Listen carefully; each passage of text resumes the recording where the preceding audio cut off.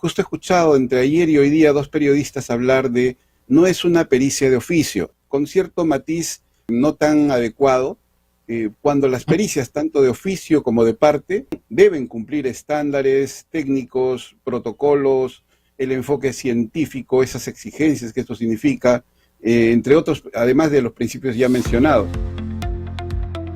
Empezó diciendo, muy bien, que empiece el interrogatorio. Obviamente entendí que el juez no era muy experto en cámara Gesell, porque las cámaras Gesell no son interrogatorios, es una entrevista con varios estándares. Vamos a pasar a una entrevista sumamente interesante, porque nos honra con su presencia el doctor Iván Terbullino. Él es psicólogo, director de periciasforenses.com, quien nos va a dar un poco de su conocimiento sobre las pericias de parte en los procesos de violencia. Doctor, bienvenido y muchísimas gracias por haber aceptado una entrevista con nosotros. Muy buenas noches, doctora Olga, y con todos sus seguidores, sus televidentes, con mucho gusto aquí a sus órdenes. Doctor, entonces empezamos el programa porque entiendo el tiempo es tirano y su agenda es recargada y realmente esta entrevista ha tenido mucha acogida y muchas personas están esperando este espacio. Vamos a iniciar con una primera pregunta. ¿Qué debemos entender las personas de a pie por una pericia psicológica en un proceso judicial? Una pericia psicológica es un proceso que termina en informes psicológicos periciales, dictámenes periciales, informes psicológicos forenses, etc.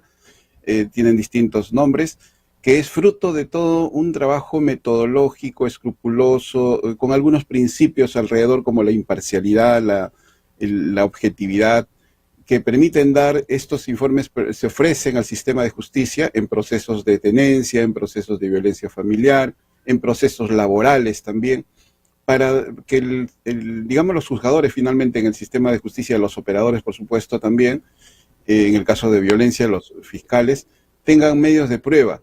En un primer momento, en la primera instancia, digamos, la prueba documental, y luego podamos ser órganos de prueba cuando pasamos a ilustrarlo en las audiencias, donde nos exponemos con mucho gusto, por supuesto, con cierta adrenalina también, a las preguntas de los fiscales, de los jueces, etcétera, de los abogados de las partes, etcétera. Pero sí es importante, justo, ahí viene un doble camino, diríamos, entre lo que se llaman las pericias de oficio y las pericias de parte, y hay una serie de matices al respecto. Doctor, en un proceso de violencia, bueno, ya la normativa, nuestro ordenamiento jurídico distingue 4 tipos de violencia, ¿no? La violencia física, pues, es mucho más expuesta, se puede materializar, se puede visualizar, porque se refleja a través de un golpe, los hematomas. Pero las pericias psicológicas lo que hacen es reflejar el daño psicológico que puede haber sufrido la persona en este tipo de violencias, ¿no? Ese daño que en sí no es tan revelador como en otro tipo de contexto traumático. Mi pregunta aquí va, ¿en qué se puede diferenciar una pericia de parte, es decir, una pericia contratada por ejemplo, quien ha sido agredida, quien ha sido víctima de este proceso, a las pericias que son ordenadas de oficio, por ejemplo, por el Ministerio Público o por el Poder Judicial? Importante esta precisión, sobre todo en este contexto nacional donde todos estamos viendo, por ejemplo, el caso de una pericia fonética, fonológica, de audio en general, donde justo he escuchado entre ayer y hoy día dos periodistas hablar de no es una pericia de oficio, con cierto matiz no tan adecuado, cuando las pericias, tanto de oficio como de parte, deben cumplir estándares técnicos, protocolos, el enfoque científico, esas exigencias que esto significa, entre otros, además de los principios ya mencionados. Es bueno precisar para que, por un lado, no se vaya a menospreciar a las pericias de parte, ya sea de cualquier especialidad en general. Lo que sí hay que, obviamente, cuidar, y cada perito ya tiene su propia marca, su propia responsabilidad ética, etcétera, de que estas no sean, justamente porque son pagadas, tengan esa parcialización, esa falta de objetividad, etcétera. Eso por un lado.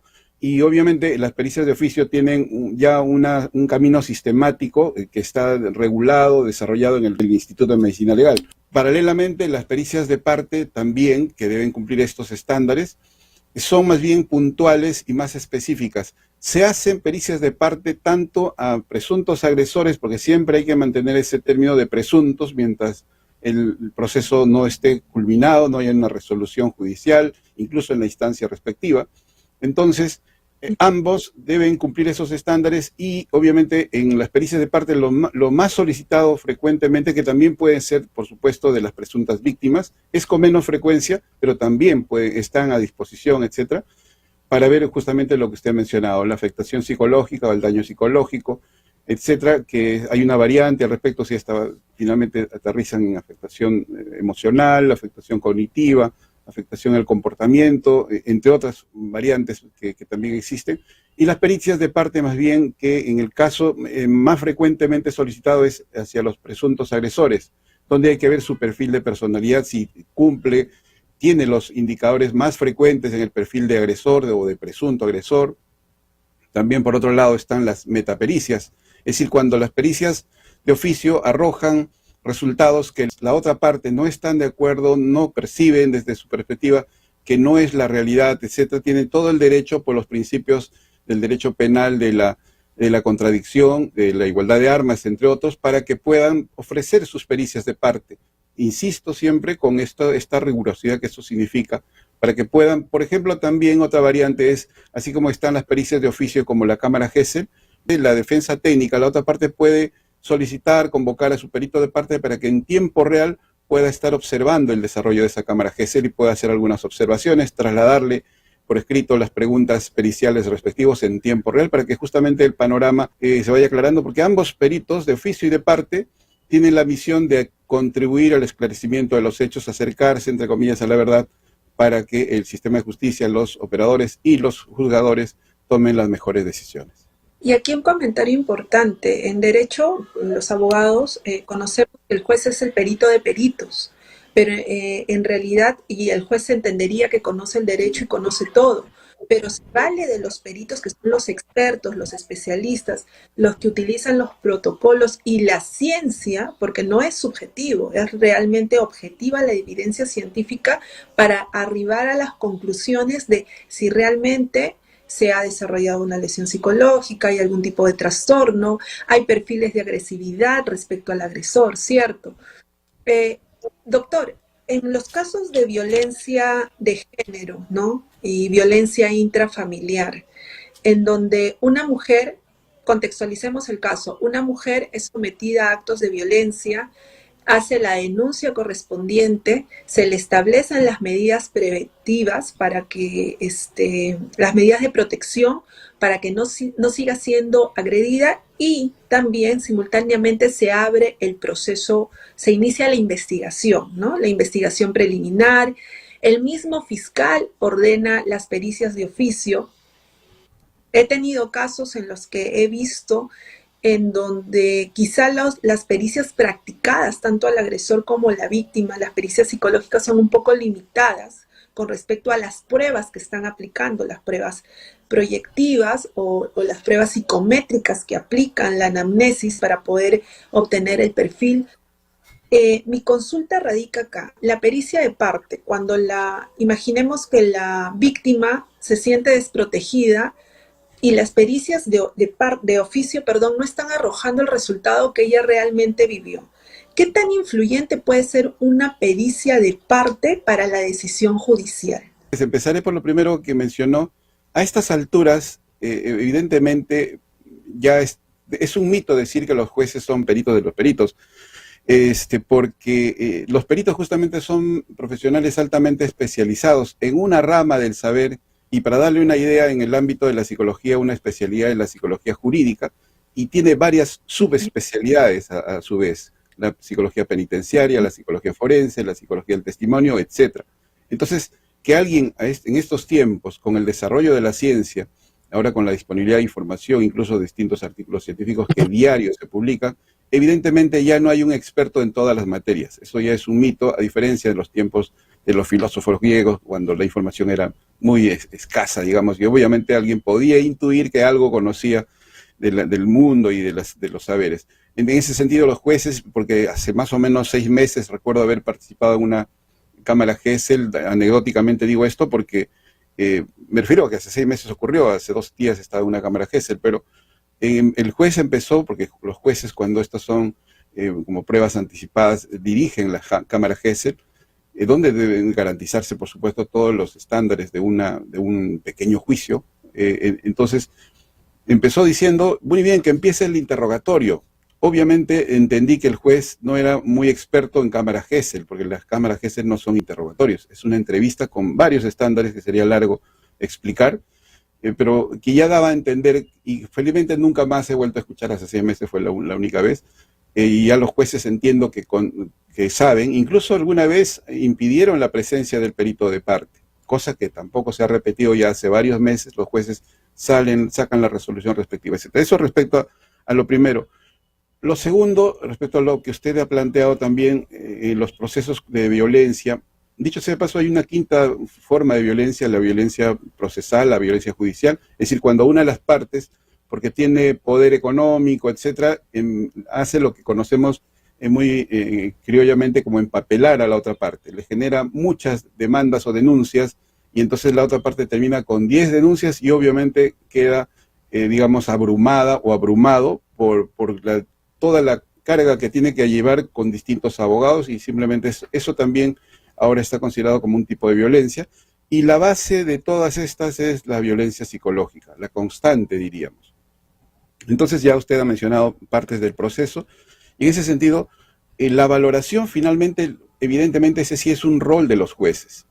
En cierto modo, en los procesos de violencia, en los procesos penales, de violencia sexual incluidos, el fiscal, por supuesto, tiene todo su sistema y su equipo, un sistema, una forma de valoración de los medios de prueba, etc.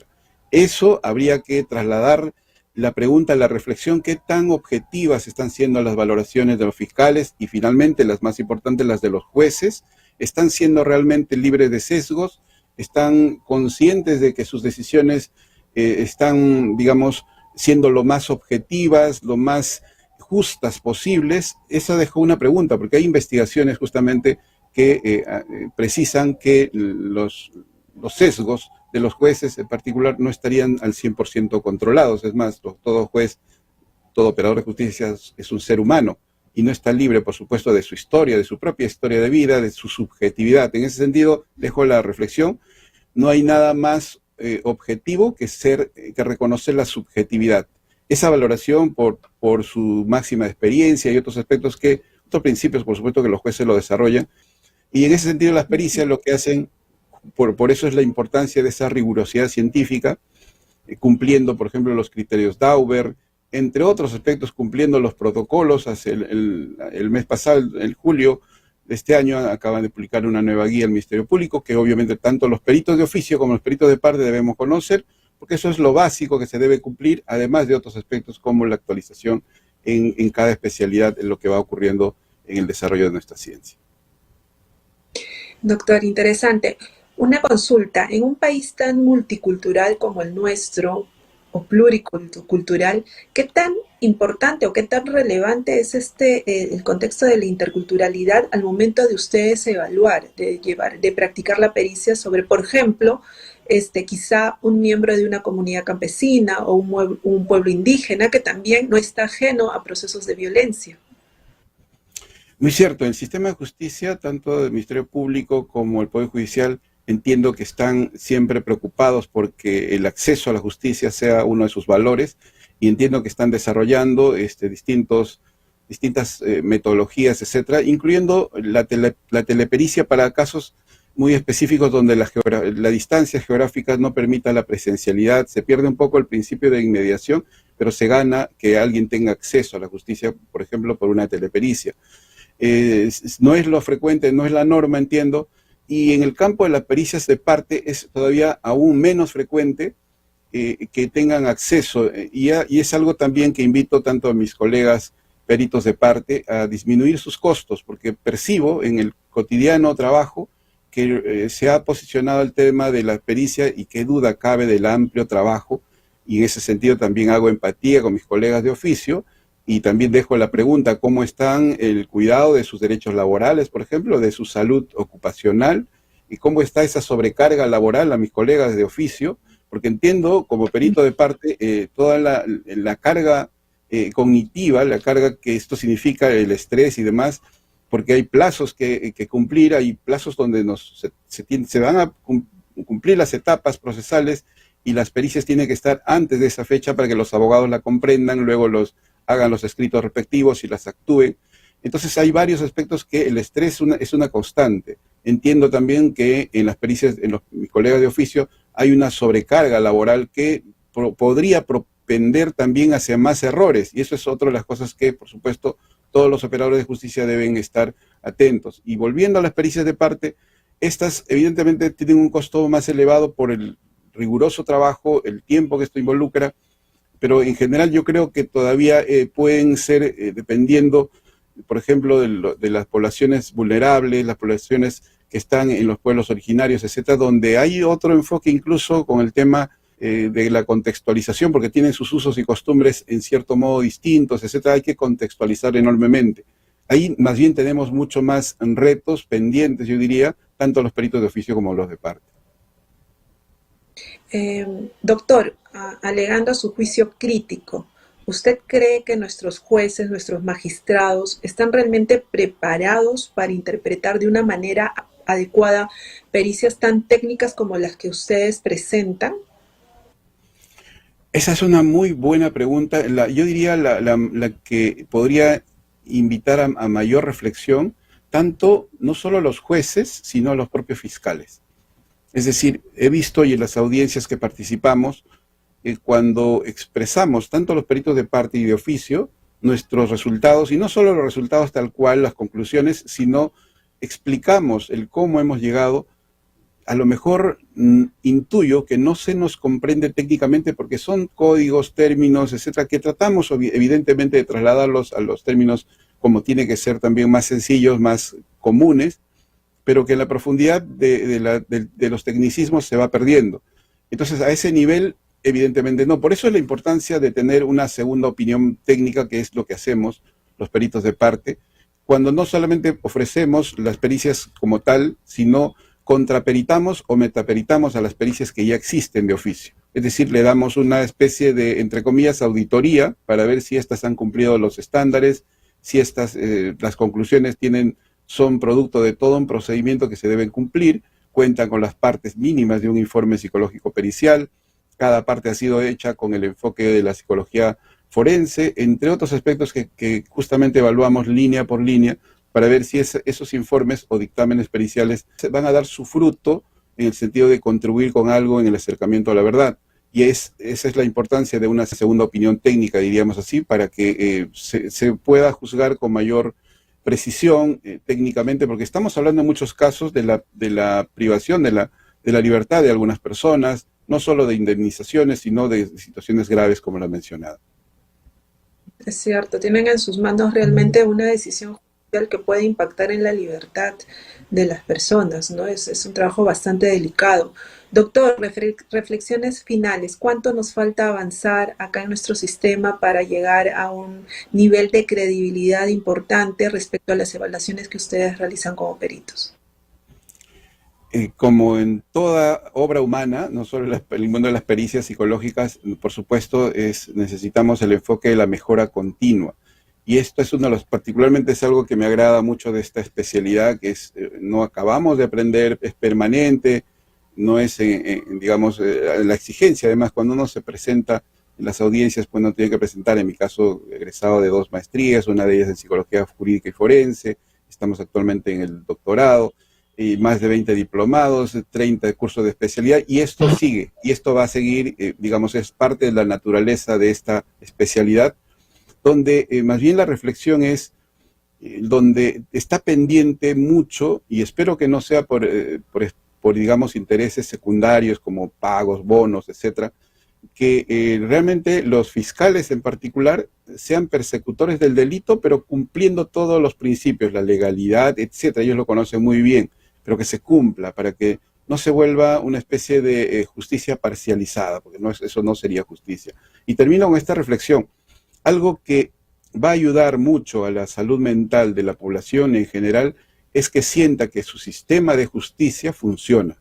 La justicia no solo es reparadora, la justicia previene y cuida la salud mental. Cuando tenemos una sociedad cuyos sistemas, todos en general, y esto gestionados desde el Estado, desde el gobierno, los tres poderes, etcétera, y en el poder en particular, que es todo el tema de la justicia, están siendo garantizados con estándares, y ahora existe tecnología, existe formas, de muchas de estas, la reflexión entonces va, la invocación también a las autoridades para que se empleen la mejor calidad en los procesos, por ejemplo, periciales, se garantice mediante el acceso a los recursos, las pruebas psicológicas actualizadas, que esto, por ejemplo, pasa por el presupuesto del Ministerio Público, para que finalmente se tenga este sistema de justicia garantizado y que la población, por supuesto, se vea beneficiada y sienta que sus impuestos están siendo bien utilizados, ¿no? Y ha salido una nueva norma donde los que emitimos recibo por honorarios ahora debemos agregar el 2%. Bueno, eso tiene que estar bien garantizado para que justamente la sociedad sea sostenible y tengamos mayor felicidad. Doctor, me quedo con esa reflexión. El derecho y la psicología realmente caminan de la mano, ¿no? La salud mental y la defensa de nuestros derechos. Doctor, muchísimas gracias por compartir sus amplios conocimientos con nosotros. El tiempo ha sido bastante tirano y su agenda también recargada. Por favor, ¿dónde lo podemos encontrar para los televidentes que nos están escuchando y quisieran contactarlo? Muchas gracias, doctora. A usted reitero mi gratitud por su gentil invitación, por supuesto a su equipo de producción y a su medio. Y por supuesto los pueden encontrar y van a encontrar también videos y demás en www.periciaspsicológicas.com. Muchas gracias, muy gentil por su entrevista. Muchísimas gracias, doctora. Hasta una nueva oportunidad. Las puertas del programa siempre van a estar abiertas para usted. Muy bien, amigos. El doctor Iván es director de periciaspsicológicas.com, tiene una amplia trayectoria y ya dio sus datos de contacto para quienes quieran contactarlo. Nos vamos a una breve pausa comercial y seguimos con el programa.